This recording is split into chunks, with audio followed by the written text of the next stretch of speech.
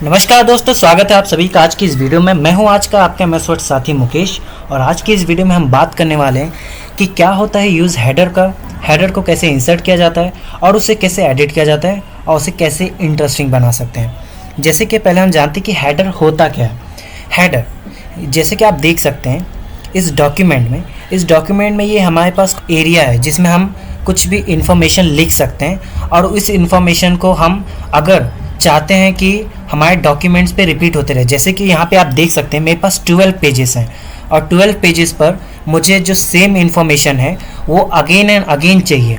अब मैं इसके लिए क्या कर सकता हूँ, अगर मैं यहाँ पे कुछ लिख दूँ, जैसे कि ये मैं इसे अगर ऊपर करता हूँ, अब हमारे पास इतनी मार्जिन्स है, अब इस मार्जिन्स के ऊपर तो हम लिख नहीं सकते, ठीक है।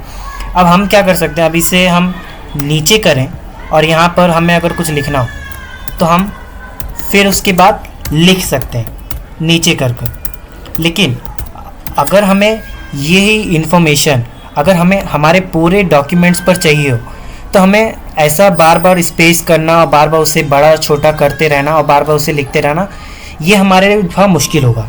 उसके लिए हम क्या करेंगे, हेडर का यूज़ करेंगे। तो हेडर का इस्तेमाल कैसे करते हैं, हेडर आप इंसर्ट कैसे कर सकते हैं कि तो आप ये जो हमारे पास खाली एरिया है उस खाली एरिया पर 2 बार क्लिक करना है। जैसे कि आप यहाँ पर 2 बार क्लिक करेंगे तो आपका हेडर ओपन हो जाता है, ठीक है। ये हेडर ओपन हो जाता है। या फिर आपके पास एक दूसरा ऑप्शन भी है, आप यहाँ पर इंसर्ट पर जाएंगे, हेडर और फुटर वाले ग्रुप में हेडर एक ऑप्शन है, हेडर पे क्लिक करेंगे और आपके पास जो भी आपको हेडर चाहिए यहाँ पर होंगे। जैसे कि इसमें से आप कोई भी हेडर ले सकते हैं। अगर आपके पास इंटरनेट अवेलेबल है तो इंटरनेट पर भी ये दो हेडर्स अवेलेबल हैं। तो आप इसमें से ये हेडर या फिर ये कोई भी हेडर ले सकते हैं। जैसे कि मैं इसे ले लेता हूँ। अब मैं यहाँ पर कोई भी इंफॉर्मेशन लिख देता हूँ, जैसे कि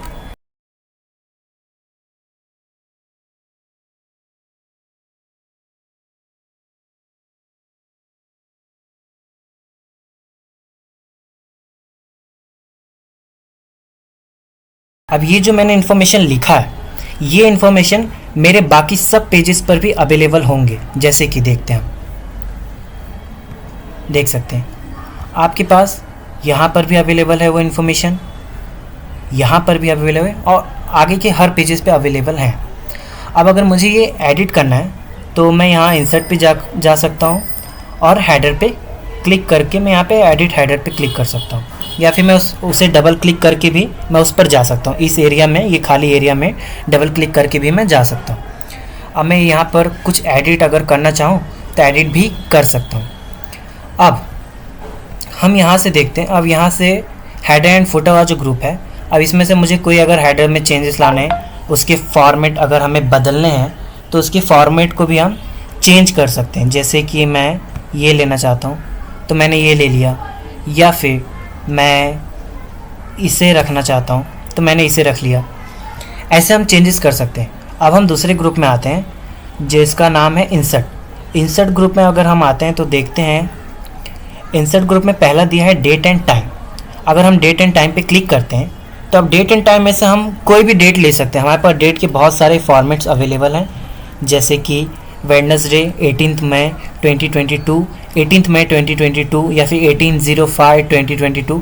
इसमें से कोई भी आप चाहें तो ले सकते हैं। लेकिन ये जो एक ऑप्शन है, अगर आप चाहते हैं कि जो हमारा डेट है, अगर आज का डेट है और वो अगर मैं उस फाइल को कल ओपन करता हूँ सेव करने के बाद, तो वो अपडेट हो जाना चाहिए अपने आप।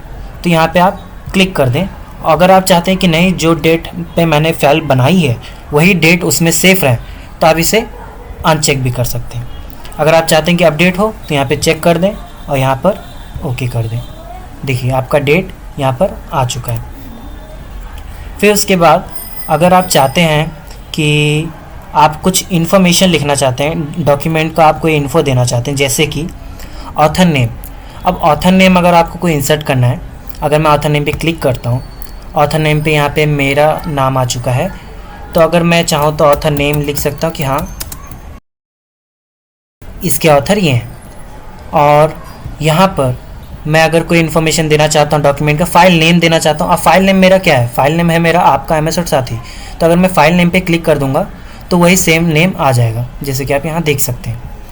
अब अगर मैं इसे चेंज करके फाइल पाथ यानी कि मेरा जो ये फाइल है जहाँ पर सेव हो वो मुझे दिखा देगा। जैसे कि मैं क्लिक करता हूँ तो आप यहाँ पे देख सकते हैं कि फाइल पाथ जो है ये है, आपका एम एस वर्ड साथी जो है यहाँ पर सेव है, तो ये फाइल पाथ है।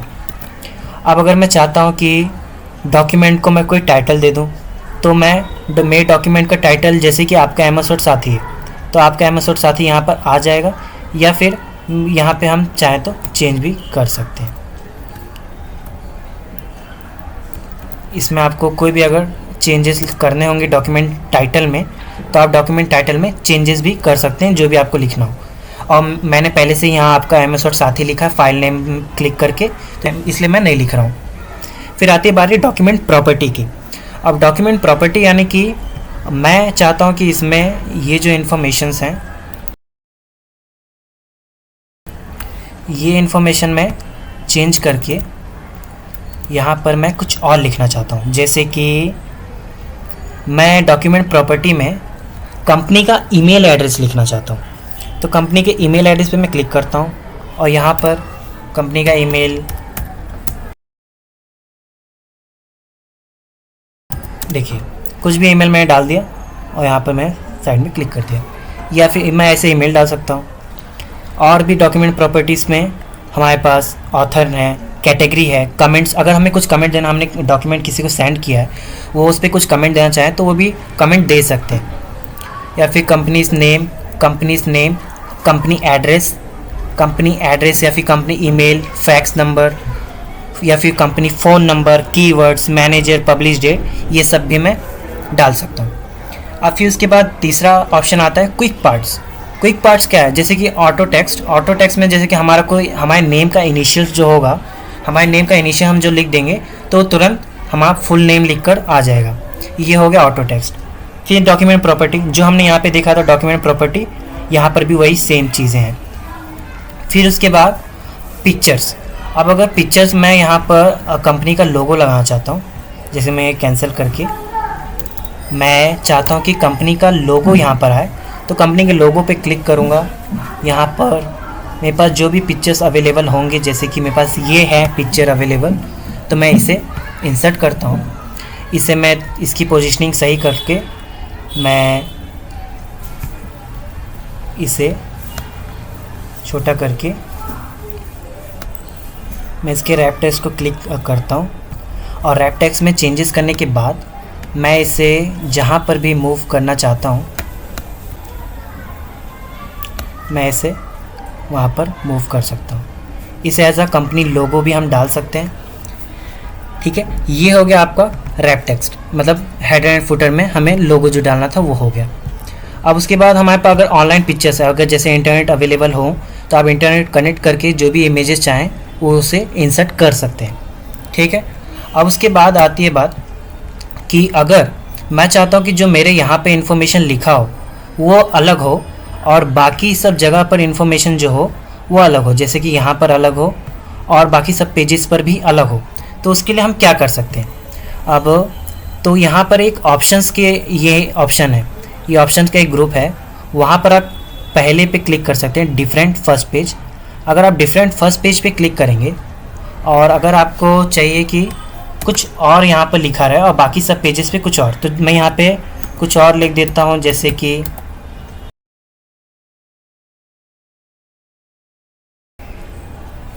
ये मैंने लिख दिया डिफरेंट फर्स्ट पेज। अब आप आगे के पेजेस पे देखेंगे, आगे के पेजेस में जो मेरे पुराने इन्फॉर्मेशन थे, मतलब मैं डेट लिखा था, ऑथर नेम लिखा था, तो वही इन्फॉर्मेशन सब जगह अवेलेबल है फर्स्ट पेज को छोड़ के। अब मैं चाहता हूँ कि जो डिफरेंट फर्स्ट पेज है वो छोड़ देते हैं। अब मुझे अलग अलग जगह पर, मतलब अलग अलग पेजेस के नंबर के हिसाब से अलग अलग इन्फॉर्मेशन चाहिए, जैसे कि different odd and even pages पे अगर मैं क्लिक करता हूँ तो जो भी मेरे इन्फॉर्मेशन फर्स्ट पेज पे अवेलेबल होंगे वो थर्ड पर भी होंगे, फिफ्थ पर भी होंगे, सेवन्थ पर भी होंगे। यानी कि ऑड नंबर आपको पता ही होगा, odd and even number 2, 4, 6, 8 even number हो गए, ऑड नंबर 1, 3, 5, 7, 11। तब जैसे कि ये मेरा ऑड पेज हेडर हो गया। अब मैं इवेंट पेज हेडर पे मैं कुछ चेंज कर देता हूँ। इवेंट पेज हेडर पे मैं इसे लिख देता हूँ।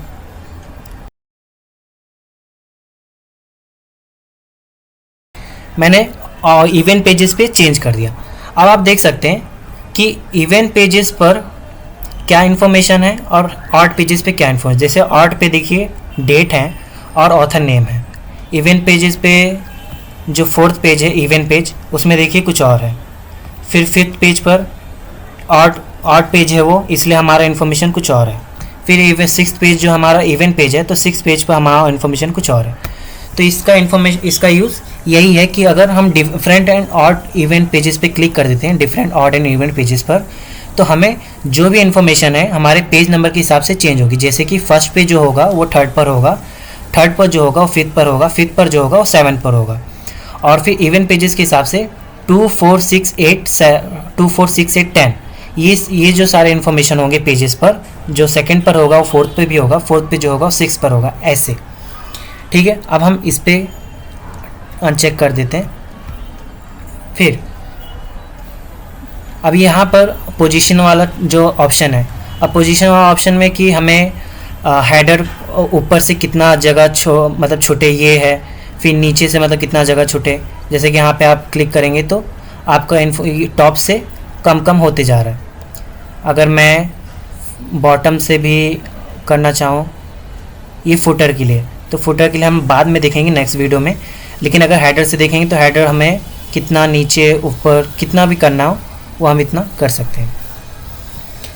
ठीक है, ये हो गया। अब अगर मुझे चाहिए कि मैं अलग अलग पेजेस पे कुछ अलग अलग इन्फॉर्मेशन लिखूं, तो वो कैसे हो सकता है? तो उसके लिए हम पहले एक काम करते हैं, हेडर एंड फुटर को रिमूव करते हैं। ठीक है, यहाँ से क्लोज करते हैं। अब हम पहले पेजेस की व्यू को चेंज कर लेते हैं ताकि हमें कुछ ज़्यादा पेजेस दिखने लगे। अगर यहाँ पर हम क्लिक करेंगे मल्टीपल पेजेस पर, देखिए अब अगर हमें अलग अलग पेजेस पे अलग अलग इन्फॉर्मेशन चाहिए हेडर। अब जैसे कि अगर मैंने different odd and event pages पे क्लिक किया तो मेरा जो फर्स्ट पे होगा वो थर्ड पर होगा, जो थर्ड पर होगा फिफ्थ पर होगा। लेकिन मुझे चाहिए कि हर पेज पर अलग अलग हेडर्स हों। तो उसके लिए मैं क्या कर सकता हूँ, इस लेआउट टैब पर आपको जाना है। फिर लेआउट टैब पर आपको जाने के बाद कि तो आप फर्स्ट पेज के लास्ट में आ सकते हैं या फिर सेकंड पेज के शुरुआत में आ सकते हैं। ठीक है, फर्स्ट पेज के की तो लास्ट में आए, कि तो सेकंड पेज के शुरुआत में आए, और आप इसका पेज ब्रेक करें। पेज ब्रेक क्या होगा, जैसे कि मैं यहाँ पे पेज ब्रेक पे क्लिक करता हूँ और यहाँ पे मैं नेक्स्ट पेज पे क्लिक करता हूँ। नेक्स्ट पेज मैंने किया। ठीक है, अब मैं और भी नेक्स्ट पेज करना चाहता हूँ, जैसे कि मैं इसके लास्ट में आता हूँ। लास्ट में आकर मैं फिर से यहाँ से पेज ब्रेक करता हूँ। ठीक है, अभी मेरे पास 3 नए मतलब पेज ब्रेक्स हो गए हैं। अब मैं इन्हें हेडर एंड फुटर कुछ देना चाहता हूँ। अब मैं यहाँ पर हेडर पे क्लिक करूँगा, यहाँ पे मैं हेडर ले लेता हूँ। अब आप देख सकते हैं यहाँ पर header 1, header 2, section 2 same as previous, यानी कि यहाँ पे मैं जो भी चीज़ें लिखूँगा वो यहाँ पर जो मैं इन्फॉर्मेशन लिखूँगा यहाँ पर भी सेम होगा और यहाँ पर भी सेम होगा और यहाँ पर भी सब सेम होगा। लेकिन मैं इसके लिंक तोड़ देना चाहता हूँ। लिंक तोड़ने का मतलब हो गया कि मैं ये जो सेकंड पेजेस है इसके लिंक तोड़ देता हूँ। ये जो थर्ड पेज है मैं इसके भी लिंक, तो इसके हेडर पर आकर आपको लिंक तोड़ना है, मैं इसके लिंक तोड़ देता हूँ। फिर मैं फोर्थ पेजेस पर आता हूँ। फिर मैंने इसका पेज ब्रेक नहीं किया था। अगर मैं इसका पेज ब्रेक करूँगा तब जाके मैं इसे लिंक टू प्रीवियस कर सकता हूँ, तब जाके मेरा ये होगा। जैसे कि आप यहाँ पे देख सकते हैं, do you want to delete this header footer and connect to the header and footer in the previous section. तो अभी इसके लिए हम इसे नो कर देंगे। अगर आपको पेज ब्रेक करना है तो पेज ब्रेक आपको लेआउट टैब से पहले करना। लेआउट टैब से पहले आप उसे नेक्स्ट पेज करें तो आपको यहाँ पे जब सेम एज प्रीवियस शो करेगा तो आपको लिंक टू प्रीवियस कर देना। लिंक टू प्रीवियस हो जाएगा अगर, तो उससे क्या होगा, हमारे हेडर पर जो भी इन्फॉर्मेशन होगा अलग अलग आएगा। जैसे कि मैं यहाँ पर कुछ लिख देता हूँ, आई होप सो आपको दिख रहा होगा। अब जैसे कि मैंने यहाँ पे आपका MS वर्ड साथी लिख दिया है, अब आप देख सकते हैं सेकंड पेज पे मेरा सेम नई इन्फॉर्मेशन है, मैंने इसे कुछ भी यहाँ पे टिक भी नहीं किया है कि डिफरेंट और आर्ट पेजेस पे हो। मैं चाहता हूँ कि हर जगह अलग अलग इन्फॉर्मेशन हो हेडर पर। अब मैं यहाँ पे लिख देता हूँ कुछ और,